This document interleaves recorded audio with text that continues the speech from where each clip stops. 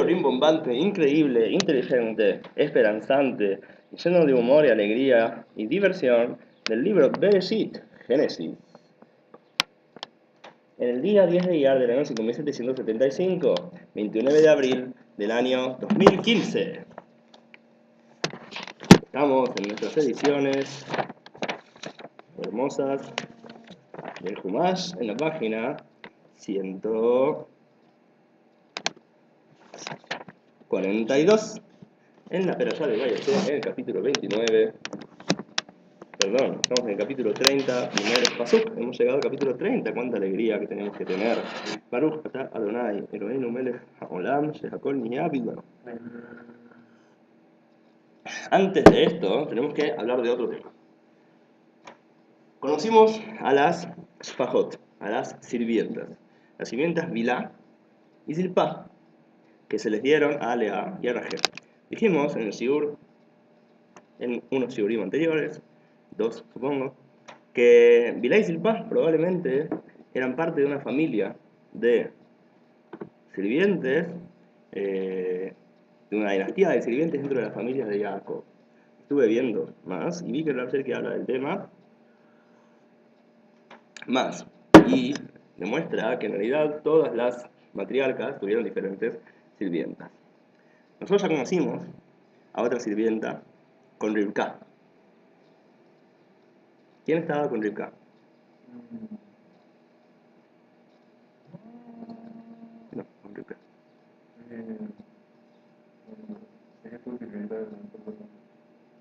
No era una sirvienta específicamente, sino una mujer que lo amamantaba. La que la amamantó. Débora fue la que amamantó a Rivka. Y nosotros sabemos también que Sarah tenía una hermana que se llamaba Milka.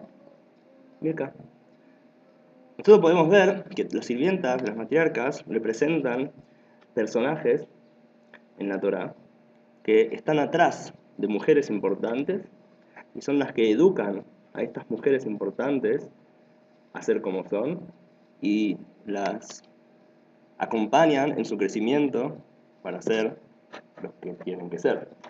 Por ejemplo, Bilá y Zilpá probablemente incluso eran parte de la familia, como dijimos otra vez, la familia de los patriarcas, así como Milcá era la hermana de Sará. Como dicen nuestros sabios, los sabios dicen que más adelante Labán se queja con Jacob y le dice, Abanot benotai, las hijas son mis hijas. Dicen nuestros sabios que a quién se refiere, también a Bilá y a Zilpá, porque eran también hijas de Labán que tuvo con otra mujer. Entonces vemos acá que eran parte de la familia. Entonces ellas hacen crecer a Lea y a Rivka a ser las matriarcas que son. Son el personaje oculto atrás de la historia. También vemos en los nombres de las demás mujeres, Deborah, explicamos en otro shiur, ¿qué significa Deborah? Abeja. ¿Y qué hace la abeja? ¿Qué hace la abeja? Ajá. Miel. ¿No? Hace miel, la abeja hace miel. La miel es rica, kasher. La abeja no es kasher. La abeja convierte algo de algo impuro, sale algo puro. Así también es con la leche. Ella amamantaba a Rivka. La leche viene de la sangre. La sangre no se come. La leche sí se toma. De lo impuro se convierte en algo puro. Entonces el trabajo de Débora era convertir la oscuridad en luz. Y así le enseñó a Rivka cómo pasar de la oscuridad a la luz. De ser la hermana de Labán, la hija de Betuel, que eran Reshaim, malvados, oscuridad, salió Rivka. Era una mujer tzadeket, una mujer pura, una mujer luminosa, una mujer con buenas midot. Entonces, ¿quién la ayudó a salir de esa oscuridad y convertirse en luz? Débora, que ella, como una abeja y como la leche, le enseñó a convertir lo impuro en puro. Y Milcá, que era la hermana de Sará, probablemente también le haya ayudado a ser la mujer que era. ¿Cómo sabemos? ¿Cómo podemos insinuar esto? La palabra Milcá, ¿de qué palabra viene Milcá? Melech, es cierto, pero también de otra palabra más, que es Limalech. Significa aconsejarse. Limlach es alguien que se aconseja. Entonces representan consejos. Probablemente ella también la aconsejó a Sara, la fue educando y enseñando para que sea la gran matriarca que ella era. No solamente eso, ¿de dónde venía Milcá? Milcá era hija de...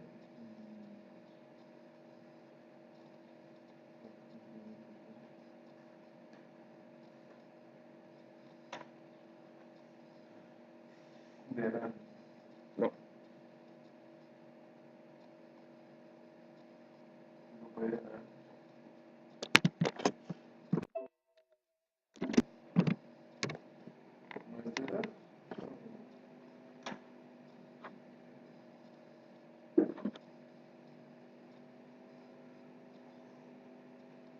perdón, me equivoqué.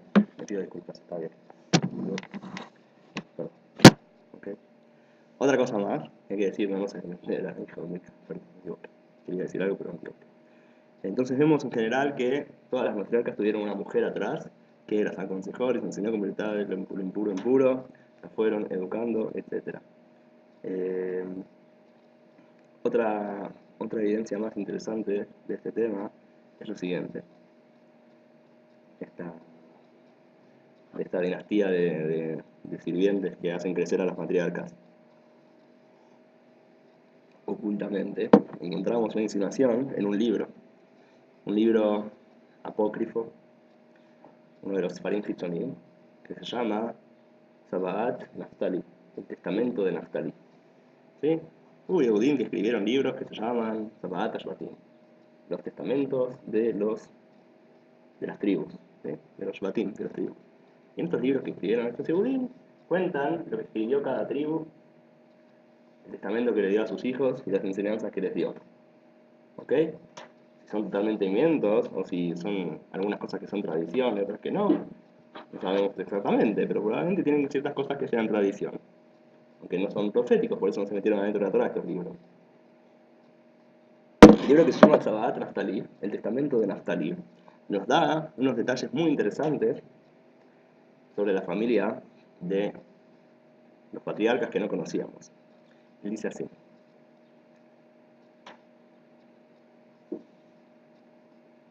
el nombre de Bilá y Zilpá, el nombre de la madre de Bilá y Zilpá, dice el libro del testamento de Naftali, era el siguiente. La madre de Bilá y Zilpá se llamaba Javá. ¿Como quién? Como Javá, como Eva, ¿sí? Y el padre de Bilá y Zilpá se llamaba Ajotí. ¿Qué significa Ajotí? Mi hermano. Mi hermana. Muy bien, mi hermana. Ahora, esto contradice la tradición de los sabios, que dicen que el padre de Bilá y Zilpá era Labán. Bueno, el libro de Sabat, Naftali, dice que el padre de Bilá y Zilpá se llamaba Ajoti, mi hermana. El nombre Javá y el nombre mi hermana también nos demuestran este personaje, este tipo de personajes que son gente oculta atrás de la historia y que afectan a la historia sin aparecer de manera explícita y sin ser los que de manera revelada cambian la historia. Porque Javá, el nombre de Javá, ¿a quién representa? A la sefirá de Binah. La sefirá de Binah, la sefirá femenina primera. Jochma representa la gota que da el hombre. Binah representa el desarrollo de esa gota. Entonces, es la primera sefirá femenina. Por eso Javá representa Binah. ¿Sí? Binah representa el desarrollo, la que recibe la idea y la desarrolla, como la mujer que recibe la gota y la desarrolla en un bebé. Entonces, la primera sefirá femenina es Binah. Entonces, Javá insinúa Binah. Otra explicación, puedo dar otra explicación, pero tardaría mucho tiempo. Javá representa Binah. Ajoti, que representa... muy fácil. Ajoti representa Jochma. Mi hermana representa la sefirá de Jochma. ¿Por qué? Muy simple. Ustedes, como ya saben,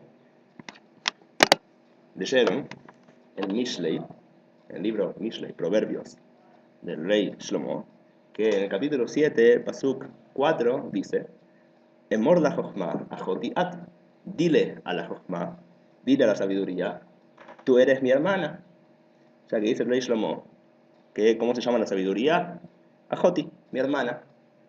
Entonces Ajoti, mi hermana, es Jochma, la sefirá de Jochma.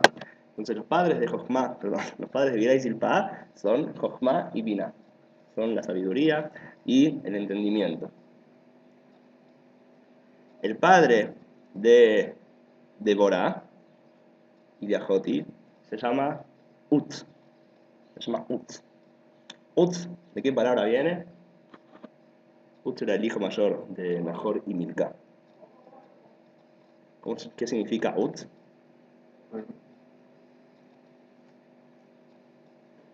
¿Qué sacaste?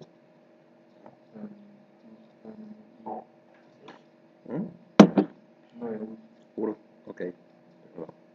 Utz, de la palabra Etzá. ¿Qué es Etzá? ¿Ah? ¿Qué? No te escucho. Árbol. Ah, ok, es cierto. Árbol es Etz. Tienes toda la razón del mundo. ¿Y por qué el árbol se llama Etz? ¿De qué palabra? Bien. De la palabra Etzá. ¿Qué es Etzá? Etzá es un consejo. Así que tomamos los árboles, el árbol del conocimiento, el árbol de la sabiduría, ¿qué son? Consejos. Son tipos de conocimiento, tipos de sabiduría. Por eso son árboles.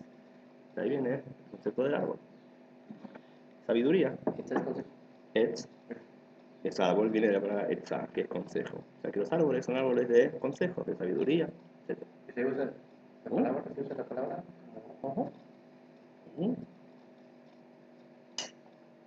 Si yo digo, Ani, Tadij, Minja, Etza, estoy diciendo necesito que me des un consejo. Ani, Rotzera, que es Minja, Etza, es que te pido que me des un consejo. Es Leja, Etza, ¿tenés un consejo? Etcétera, sí, se usa hoy en día.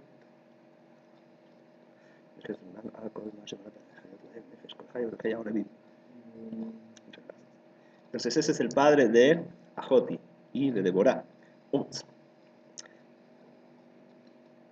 En otras palabras, vemos que también Deborah, Ajoti son todos partes de la familia. Todos son partes de la familia, también Bilá y Zilpá son partes de la familia, también Milcá es parte de la familia. Entonces, Mamash, se nota que todas estas sirvientas que trabajan de atrás de la cortina para hacer que las matriarcas cambien el mundo, son parte de la familia de los patriarcas, pero son una parte que son un sujeto tácito, digamos. Tenemos a Utz y después tenemos a Deborah. Entonces tenemos Jabá, Jochma, Ajoti, perdón, Jabá es Binah, ¿cierto? Como dicen nuestros sabios, Binah y Terán y Tnah, Baisha, Natan Baisha, que ayer le dio a la mujer más Binah que al hombre. Entonces Jabá, que es la mujer, representa Binah. Utz, perdón, Ajoti es Jochma, como dice el capítulo 7, paso 4 de Mishle, Proverbios. Utz, viene la palabra Etza, que es consejo. ¿Qué es? Entonces, representa Keter, representa aquello que crea a la Jochma y a la Binah. Lo que está antes, el consejo anterior a toda la sabiduría de Jochma y Binah. Y Deborah, ella es la que se encarga de convertir lo puro, perdón, lo impuro, en puro. Entonces vemos acá que todos estos personajes son personajes que representan lo que está atrás de la historia. La Jochma, la Binah, son el principio de todo. Adán y Jabá, el principio de todas las cosas que están atrás de la historia. Después está Etza, el Keter, lo que está atrás de todo, la Sefirot. Deborah, lo que convierte la impureza en pureza. Todos estos personajes son personajes que van manejando la historia desde lo oculto. Estas son las cubiertas. Eso incluye a Bilá y a Zilpá. Y ahora vamos a seguir adelante con nuestro increíble estudio, que nos llena de placer constantemente. Pasuk 1, Aleph. Capítulo 30. Por favor, Eliau.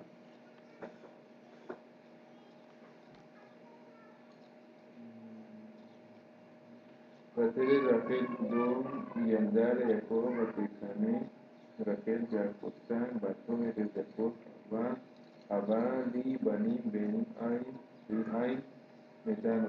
Muy bien. Dice el pasuk así. Bater Rachel, muchas veces Eliab, Bater Rachel, Kidoy al y a Jacob.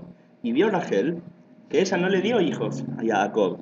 Sí, sí, todo lo que expliqué recién fue un poco confuso. Entonces les pido perdón porque yo también lo estudié justo hoy, entonces todavía es confuso dentro mío. Pero qué más fácil que leer las notas que acaban de escribir. O volver a escuchar el Shiur en novalir.com, luego hacer una membresía. Pasuk, sin membresía también se puede. Bater Rachel, Kidoy al y a Jacob. Y vio Rachel que ella no le dio hijos a Jacob. Cané Rachel bajotá. Y tuvo envidia Rachel de su hermana. Batomer era Jacob y le dijo a Jacob, Javali banim, tráeme hijos, dame hijos. Veim ain meta anoji. Y si no, me voy a morir o estoy muerta. ¿Qué significa me voy a morir o estoy muerta? Ustedes me van a decir lo que dicen los sabios. ¿Qué dicen los sabios? No, lo que nos dijo usted, ¿Qué dije yo? que los padres reconocían el propósito de la vida, Entonces, que ella no. ¿estás hablando de lo que hablamos sobre Sara? Puede ser. ¿Pero qué dicen los sabios? Que una persona no se considera muerta. Ok, pero otra cosa más. Así dice Rashi, es cierto, pero dicen que otra cosa más. Dicen los sabios que me voy a morir en este mundo y también en el mundo por venir. No va a tener mundo por venir porque no tuve hijos y no cumplí mi misión. Bueno, entonces eso es lo que dicen los sabios. Dice la Gel, si yo no tengo hijos, voy a estar muerto. No es culpa de ella. O si es culpa de ella. ¿Quién sabe? Pregúntenle. Sí. Pero entonces los padres que se sentían envidia. ¿Qué? Los padres que se sentían envidia. ¿Envidia de quién? ¿Uno del otro? ¿Puede ser? ¿Qué dice el pasuk acá? Tuvo envidia a Rachel. Entonces, ¿hace falta Misiur para que digamos que los patriarcas tienen envidia o alcanza con leer el pasuk que dice que Rachel tuvo envidia? Hay que tener show. Así hay que tener Misiur. Bueno, genial. Me hace sentir bien. Gracias. Sí, aparentemente acá Rachel tuvo envidia. ¿Sí? Tuvo envidia de Lea porque ella también quería tener hijos. Ya puede ser que yo no tenga hijos. Estaba muy triste. Pobre. Entonces Rachel vio que no tenía hijos y se puso envidiosa y dijo, me voy a morir. ¿Qué le contesta a Jacob? Sukbet, Itzhak. Vallejar, Af, Jacob, Rachel, Bayomer, Adaat, Elohim, Anoki, Asher, Mana, Nilech, Perim, Muy bien. Dice Pasukbet, como acaba de leer Itzhak, que Jacob le contesta lo siguiente. Vallejar hacia Jacob de Rachel. Se enojó Jacob con Rachel. Se puso molesta la nariz de Jacob con Rachel. Se enojó y dijo así. Mayomer y dijo, atájatelo, Imanoji. ¿Acaso yo estoy a cambio de Dios? ¿Yo soy Dios? Ayer manami mej privaten, que Él te impidió que tengas el fruto de tu vientre, que tengas hijos. ¿Cómo vas a decir esto? Se enojó Jacob. ¿Por qué se enojó Jacob con Rachel? Para poder saber por qué se enojó Jacob con Rachel, hay que entender lo que dice el Rambam. Maimónides escribe en el Moreno Bohim, la guía de los perplejos o de los descarriados, o de todos los dos, o de los dos. Explica en uno de sus capítulos, creo que en la primera parte del libro, qué es el enojo de Hashem y cuándo Hashem se enoja. Y el Rambam demuestra en la guía de los perplejos que Dios se enoja solamente cuando hay idolatría. En toda la Torah no encontrás enojo de Hashem si no tiene nada que ver con idolatría. El Rambam dice ahí que no creas que Hashem se enoja. Yo solamente te estoy diciendo cuando se provoca el enojo de Hashem. Pero Hashem no se enoja en realidad. ¿Sí? Hashem no tiene sentimientos ni esas cosas. Entonces, de alguna manera, Rachel tenía que morir, o teniendo hijos o no teniendo hijos. Porque si no tenía hijos es como si estuviera muerto. Y cuando tuvo los hijos, murió. ¿Cierto? Pero no entiendo. Todos tienen que morir, ¿no? En general la gente se muere. Sí, Es lo que yo pero no, escuché. no murió por una causa natural. Ah, vos decís que entonces ella recibió el castigo. No entiendo lo que quieres decir. De lo que dijo Bueno, Jack. ya lo dicen más adelante igual, no por esto, sino por haberse llevado las estatuas de su padre. ¿Cierto? ¿Sabes lo que digo? Pues entonces, Pero es más adelante, ¿por qué ahora? ¿Qué tienen que ver? ¿qué va a pasar? No sé. Ok, puede ser, no sé qué decir. Pero lo que quiero decir es que el Lama ahí explica, al Rambam Dios no se enoja, ¿cierto? Dios no tiene sentimientos. ¿No es así? Dios no tiene sentimientos según el Rambam. Rambam, una de las cosas más importantes para él es explicar que Dios no tiene atributos, ni sentimientos, ni se enoja, ni se muere contento, ni nada. ¿Por qué? Porque Rambam entiende a Dios como lo entienden los filósofos. ¿Cómo entienden los filósofos a Dios? Como un ser estático. Los filósofos dicen que... Perdón, antes que esto. Lo que quiero decir es que por eso podemos explicar ahora por qué Jacob se enoja con Rachel. ¿Cuándo hay enojo en la Torá? Dijimos recién que dice el Rambam, con la idolatría. Entonces, ¿por qué acá Jacob se enoja con Rachel? Porque Rachel hace idolatría, ¿entiendes? Claro, con Jacob, es lo que dice Jacob, se enoja Jacob con Rachel y dice, ¿acaso yo soy Dios? Te estás pidiéndome a mí que yo te dé hijos, entonces estás haciendo idolatría, entonces en ese momento aparece enojo sobre Rachel. Explica el Rambam que el enojo viene en casos de idolatría, solamente. La idolatría es lo que provoca el enojo. ¿Lo idolatraban? Ya le pidió a Jacob en vez de pedirle a Dios. Entonces, es idolatría. Es pedirle a alguien fuera de Hashem. ¿No es así? Pero, por ejemplo, una familia cuando pide una veraja a un gran rabino, Ujú. El Rambam, si escucha una cosa así, probablemente agarra a su familia y la tira por la ventana. ¿Sí? Quería explicar entonces dos cosas que explica el Rambam en este capítulo de la vida. ¿Quieres hacer una pregunta? Ok. Y de Babel, la torre de Babel. ¿La Torá de Babel? Ah, la Torre de Babel. Por supuesto, muy bien, totalmente. ¿Por qué? ¿Por qué se enfadó? Que ellos se consideraban Dios. Ellos querían ocupar el lugar de Dios. Entonces es idolatría. ¿Sí? El Rambam ahí muestra todos los casos de enojo de Hashem en la Torá, que es por idolatría. ¿Sí?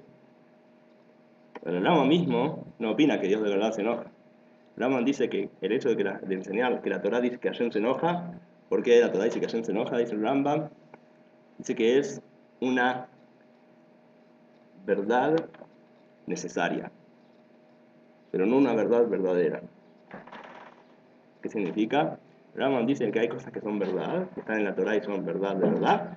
Hay cosas que están en la Torá y no son verdad, pero es necesario. ¿En qué sentido? Es necesario que la gente lo crea. ¿Por qué? Porque así se comportan bien. Después, cuando son más grandes y aprenden de verdad, se dan cuenta que todo eso no es de verdad así. Entonces, la gente es bueno que crea que Dios se enoja, aunque en realidad Dios no se enoja. Por eso la Torá dice que Dios se enoja. ¿Entienden cómo ¿Entienden cómo ve el Rambam la Torá? El Rambam dice que la Torá es como un libro para niños. Pero la verdad sobre Dios te la digo yo. Y la Torá te dice que Hashem se enoja, no es verdad. Es para que... La Torá es como para todos, ¿sí? Para todos. Pero la verdad la saben quién, los filósofos. Los filósofos saben la verdad, que Hashem no se enoja. La Torá es para ¿cómo le da veracidad a todos, ¿cierto? Entonces el Rambam, ¿por en ese aspecto, cómo le da veracidad a los filósofos?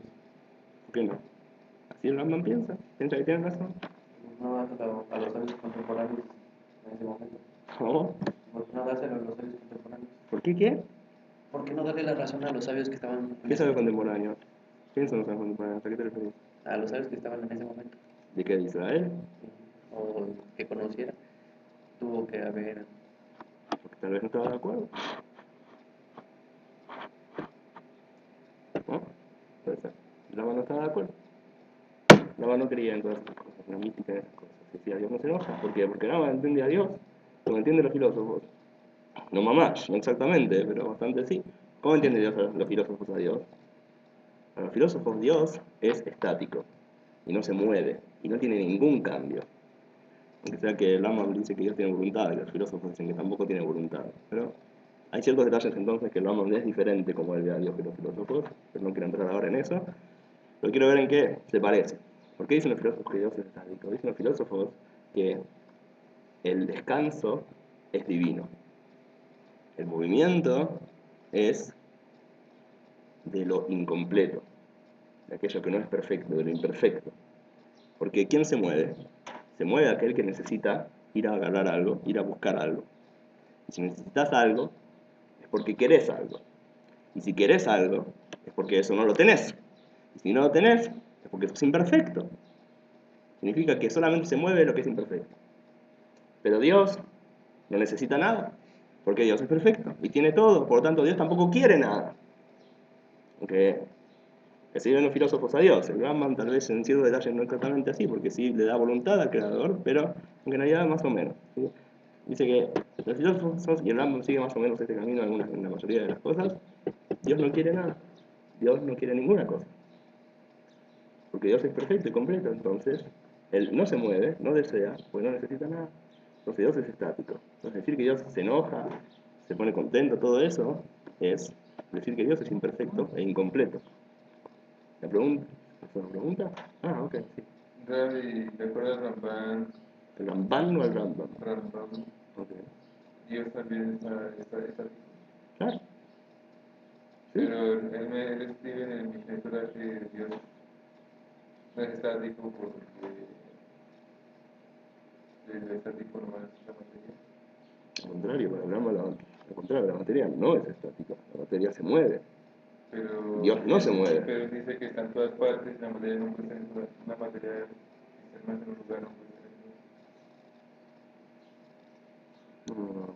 No entiendo lo que quiere decir que dice, perdón. A ver, explícame de vuelta. Creo que dice que no, No, explícame. que él pone la materia, que la materia está acá, pero puede estar quitar. No puede estar al mismo tiempo en la quitar. Así es la materia. ¿Y? Entonces Dios no es materia. Dios no es materia. ¿Y? Entonces, No es estático. ¿cómo llegás a de que Dios no es materia a que no es estático? Al contrario, como no es materia, es estático. No tiene lugar. Si no tiene lugar, entonces no se mueve. La materia tiene lugar y por eso se mueve. Dios no tiene lugar y por eso no se mueve.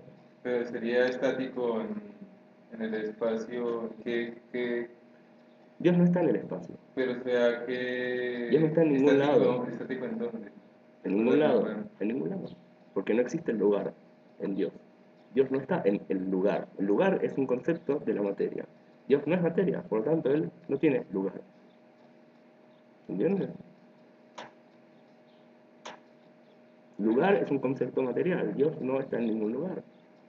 Tiempo también es un concepto material. Dios no está en el tiempo. Pero estático también sería para la materia. No, la materia se mueve porque tiene un lugar.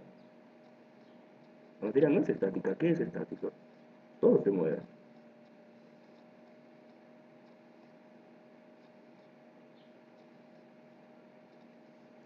El Rambam mismo dice que Dios mueve el mundo sin moverse Él. Así dicen los filósofos también. Pero hay, Dios es aquel que mueve todo sin moverse Él. El movedor inmovible. Así lo llama. Entonces ya están todos los... Dios no está en decir, ningún lado. Dios no está. Estar en un lugar es un concepto material y físico. pero Dios no es físico y material, por lo tanto decir que Dios está en un lado o no está, no tiene sentido porque Él no está en las categorías de estar en lugar. estático es estar. No, estático es que no tiene ningún lugar, por eso no se mueve. ¿Sí? No es que es estático en un lugar, es estático en el sentido de que no tiene lugar, por eso no existe el movimiento en Dios, porque tampoco existe la falta en Él. Pero por ejemplo se dice esa botella es estática. En este momento está estática, pero por motivos externos a ella. Ella puede moverse. Dios está estático no por motivos externos a ella, sino porque no tiene lugar.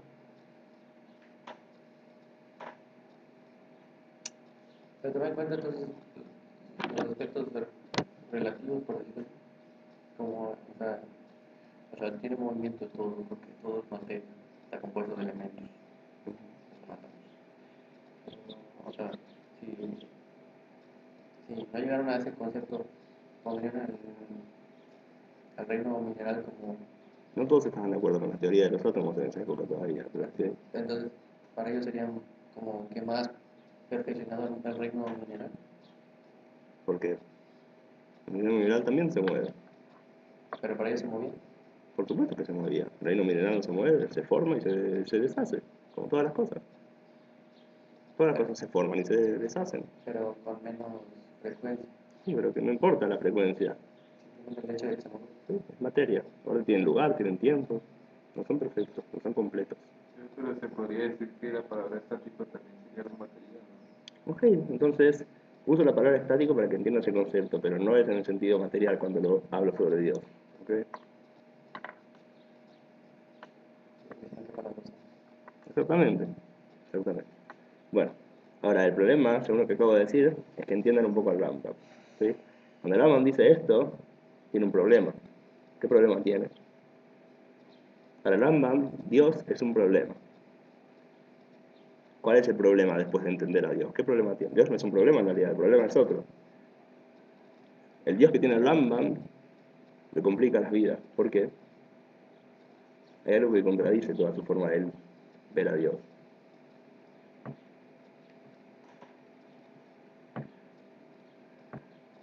¿Mm? ¿Qué contradice la idea de que Dios no quiere nada? Para el propósito de que No. nos creó. A ver, ¿qué significa eso? ¿Cómo sabe que hay un propósito en crearlo? ¿Quién dice que hay un propósito en crearnos? Porque no es un principio. ¿Y? Sin propósito. Sería un accidente.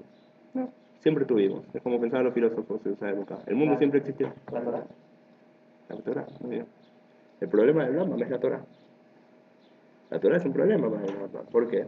Porque después de que entendés a Dios como lo entienden los filósofos, Dios no tiene voluntad porque no le falta nada.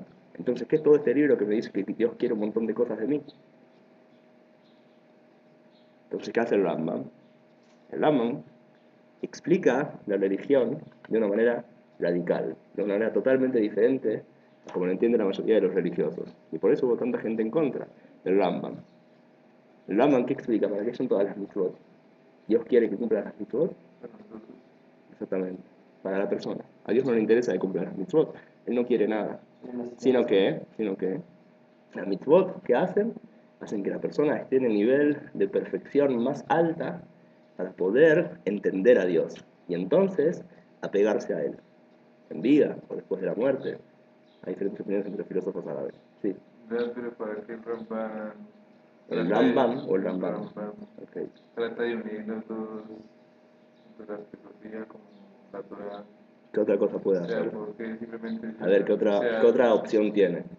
que deje la Torah, Puede dejar la Torah, es una opción. ¿Qué otra opción? dejar la filosofía. Ah, es otra opción. O No dejar ninguna. unir a las dos, ¿cierto? Pero ¿Por qué el Rambam no tira la Torah? Probablemente porque para el Rambam la Torah es verdad. Existe el pueblo de Israel. El pueblo de Israel tiene una historia que es verdad. El Rambam, con su intelecto, entiende que la historia del pueblo de Israel y la Torah es verdad. Entonces, por un lado, el Rambam ve una verdad, que es la verdad de la Torah. Por otro lado, ve la otra verdad, que es la verdad de los filósofos. Si las dos cosas son verdad, entonces no pueden contradecirse. Entonces hay que unir las dos. teniendo en cuenta que no se no hay cosas que encajen entre las dos. Algunos temas. ¿Por qué el Rambam hace que encajen todas las cosas? El Rambam dice, yo me voy a encargar de que todo encaje. Y hace que todo encaje. Y para eso escribe un libro que se llama La Guía de los Perplejos, para encajar la filosofía de la Torah.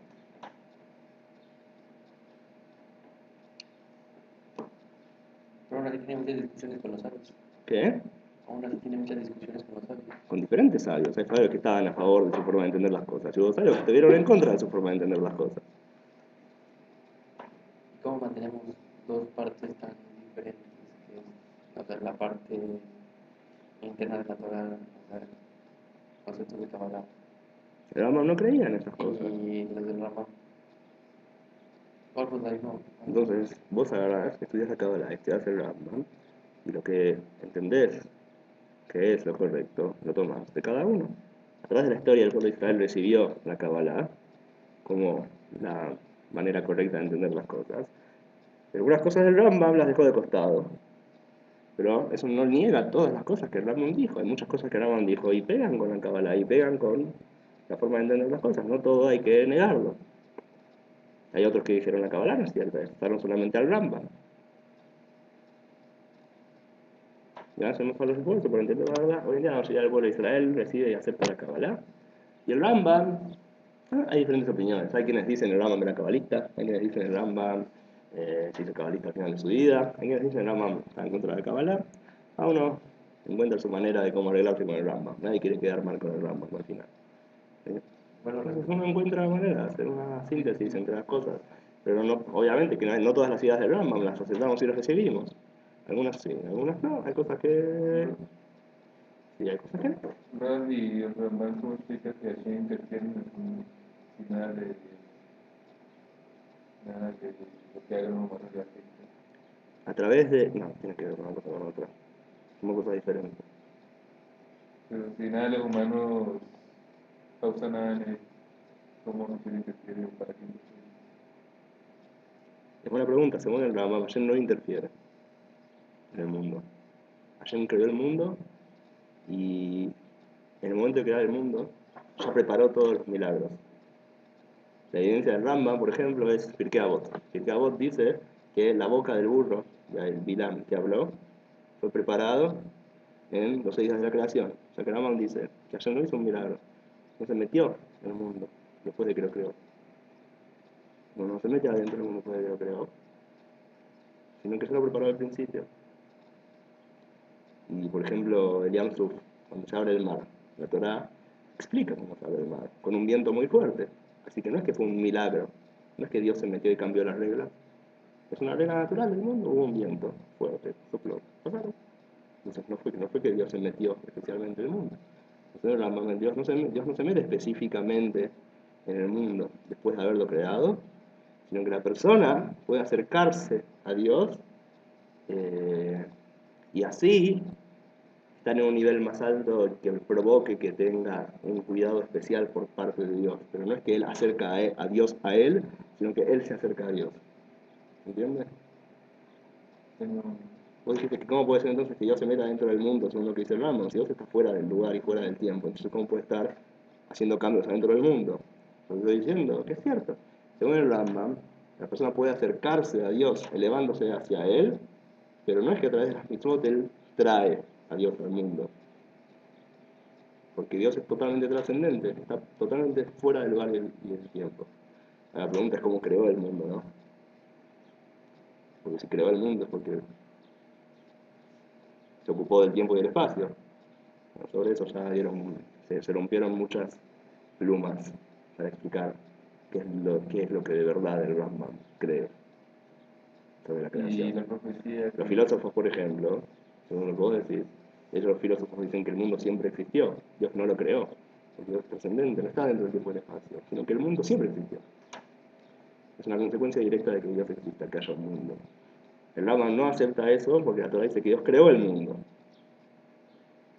Y el Rambam da vueltas adentro de la guía de los perplejos y del Mishneh Torah para tratar de explicar cómo por un lado Dios crea el mundo y por otro lado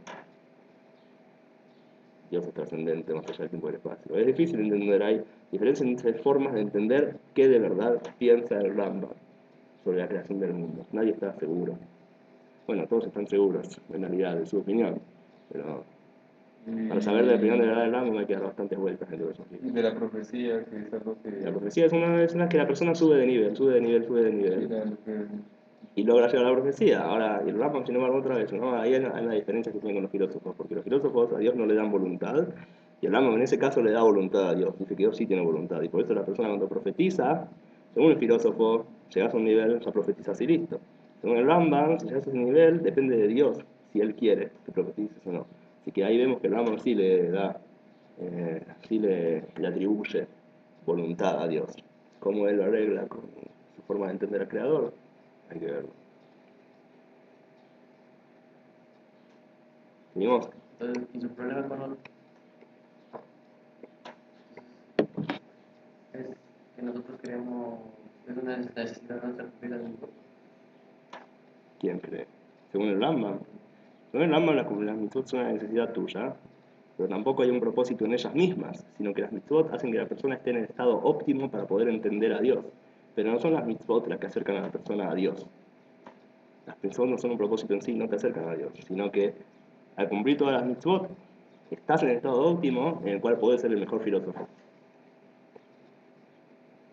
¿Qué nos lleva a llevar a tener Es esa como dice el necesidad? Rambam al final de Moreno y Bugeo, que hay guerra perplejo. Dice que hay 4 tipos de personas en el mundo. Están los que son paganos, que son como animales. Después están los que quieren acercarse a Dios, entonces son los que viven en el país del Creador. Después están los que estudian alajá. Los que estudian alajá son los que, digamos, los sabios de la alajá y de los mitzvot, son los que están mirando hacia el palacio del rey. ¿Y quiénes están en el palacio del rey? Los que estudian física y metafísica, los grandes filósofos. Esos están con Dios. Entonces, ¿qué significa? Que la manera de pegarse al Creador es a través de el intelecto, conocer a Dios, conocerlo a Dios, y las mitzvot son los que hacen que estés en estado óptimo para conocerlo. Pero no es la mitzvah en sí la que te apega a Dios. ¿Se entiende? No solamente eso, si te fijas en todo el Mishneh Torah, el libro de la del Rambam, el Rambam cada vez que dice que hay un pago por las mitzvot, que sí lo dice, él dice que el pago es cuando se hace la mitzvah de manera completa. O sea, cuando la mitzvah incluye conocer a Dios. Si la mitzvah la haces sin que incluya conocer a Dios, entonces la mitzvah no te lleva muy lejos. No es el propósito. Según el Rambam, entonces según el Rambam. Hay papel acá. Voy un segundo a agarrar papel acá. En la cocina. No se metan en la pantalla que... No, pues no, supongo.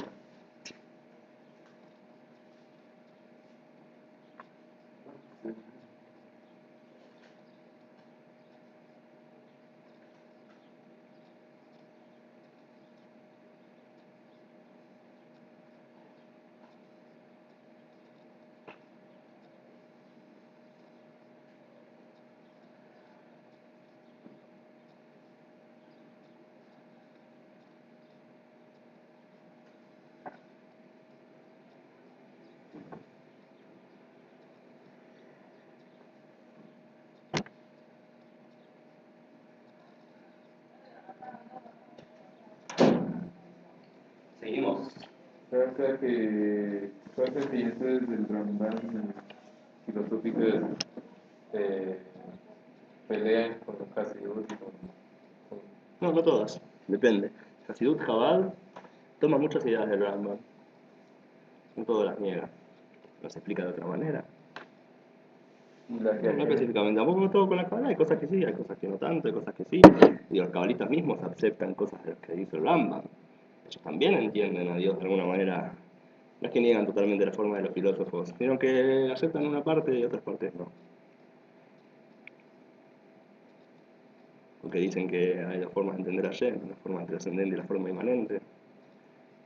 No es todo negable, no es que niegan todo lo que dice el Rambam, sino que se lo ponen en cierto lugar al Rambam. Por ejemplo, Chabad hace mucho eso. Chabad dice todo lo que dice el Rambam, aplica a partir de la Sefirot de Atzilut. Pero arriba de Atzilut, lo que dice el Rambam no aplica. Hay formas de poder aceptar también lo que dice el Rambam, pero acomodarlo a la Kabbalah. ¿Sí? Así que otra vez, no hay por qué negar todas estas cosas.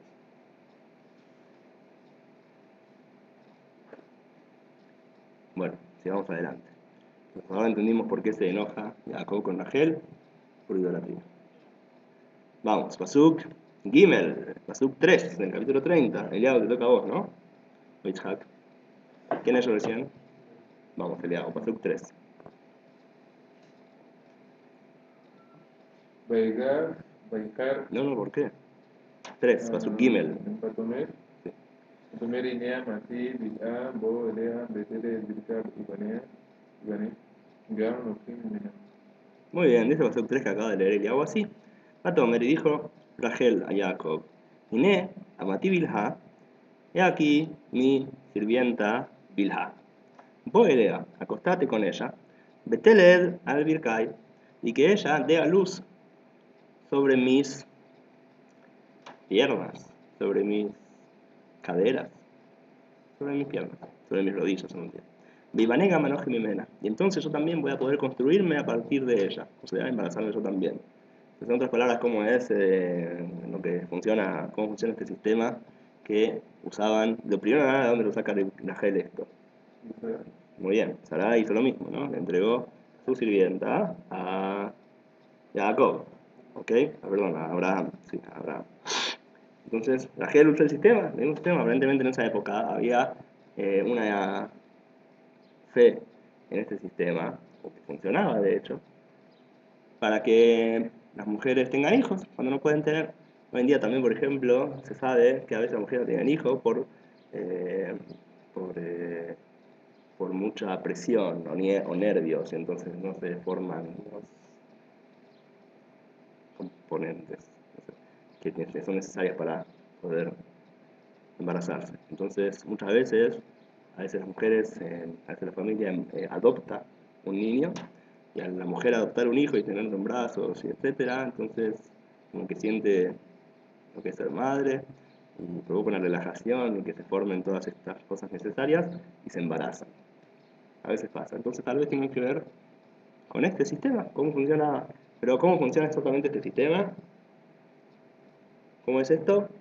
Jacob tiene relaciones con Bilá, y Bilá da a luz sobre Rachel.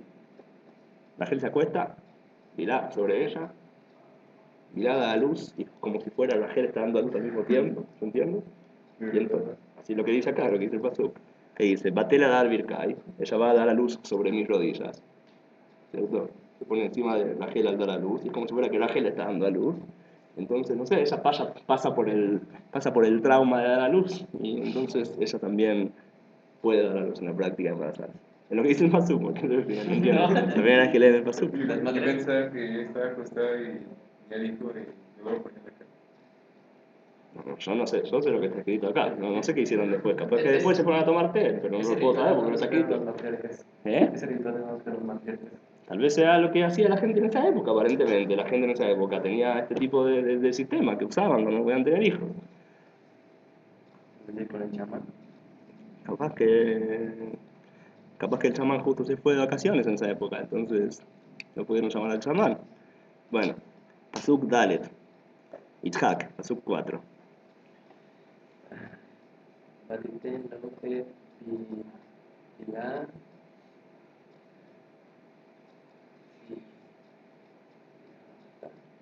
y Ishar Vayagó Eleja ya. Dice Pasuk 5 que acaba de leernos Itzhak así. Batiten lo et Bilá, y le dio a él, a Bilá, o sea, Rachel le dio a Jacob a Bilá, Shifjatá, su sirvienta, le Isha, como mujer, o sea, para que tenga relaciones. Me la voy a Jacob, Jacob se acostó con ella. Basuk, hey, Basuk 5, Eliao, por favor. Patar, Milá, Batela y Jacob. Muy bien, dice Pasuk 5, Batahar Bilá, Batele de Jacob se embarazó Bilá y le dio a luz a Jacob un hijo. Bilá se embarazó. Pasuk Bab, Itzhak. Rachel, Elohim, Pagan, Shama, Ekoboli, Vayiten, Li, Ben, Al, Ken, Shemot, Dan.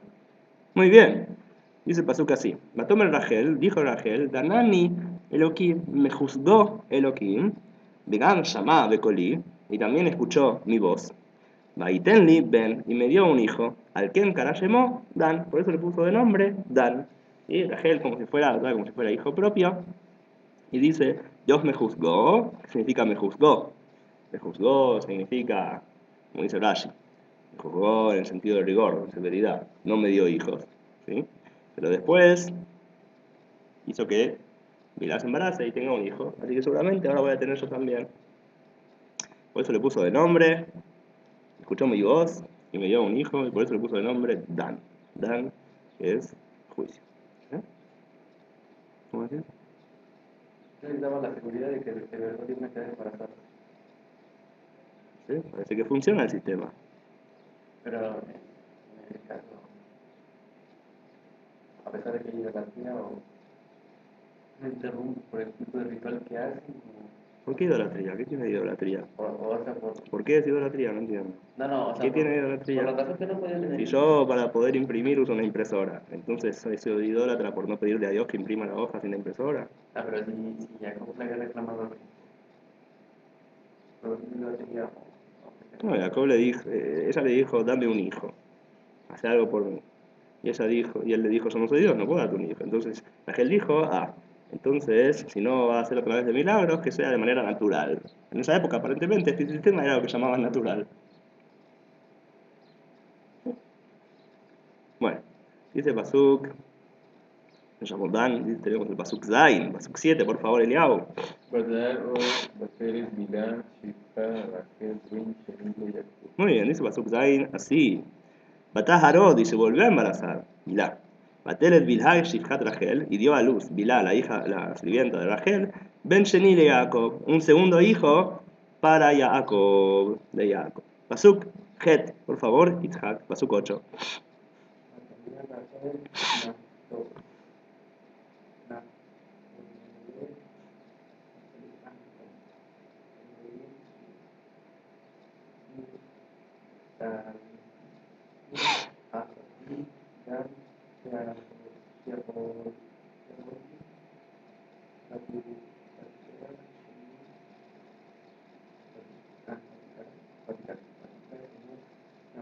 Muy bien, dice Pasuk Het, Pasuk 8 así.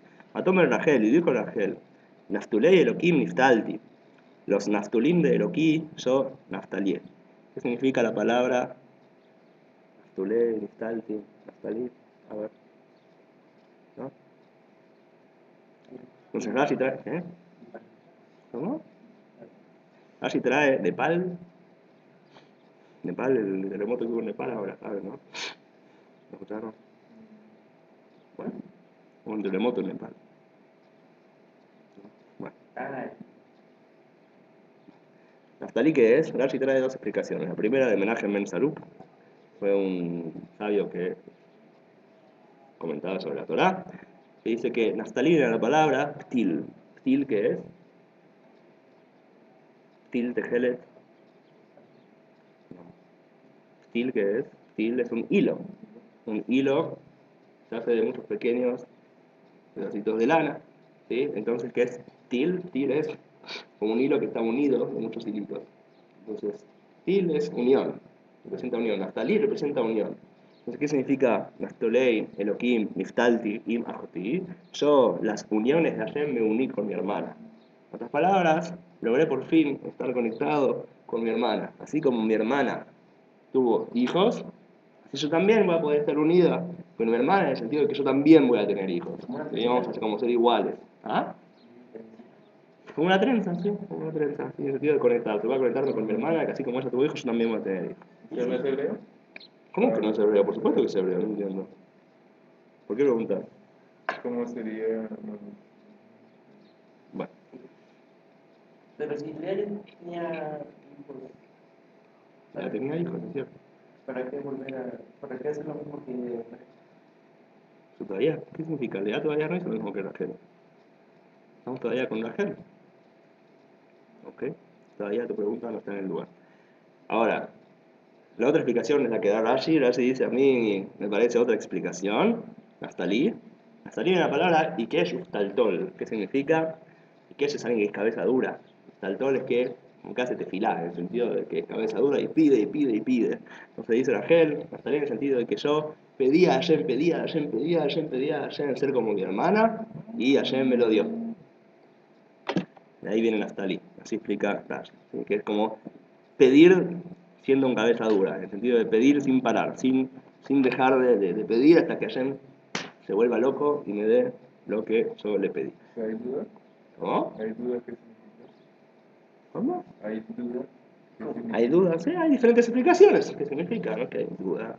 Así como todas las palabras de la Torah tienen muchas explicaciones, es la primera vez que encontrás muchas explicaciones sobre el mismo pasuk, ¿cierto? Entonces hay diferentes interpretaciones del pasuk. es como constante? ¿Constante qué?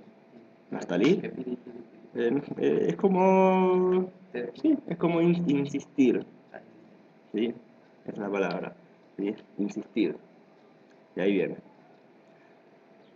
Bueno, Pasuk Het. Tenemos que averiguar igual también qué significan todos los hijos y estos nombres. Ahora vamos a estudiar de trata ayer. Son y media. Son y media. Así que llegamos al Pasuk 9 donde aplica la pregunta que estabas por hacer. Pero por suerte se acabó el fiur. Pero aquí es como si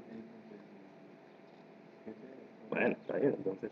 Faltan solo 7 minutos, no es que falta difícil. ¿No? Lo voy a hacer. Ayer llegamos tarde. ¿Ustedes llegaron temprano?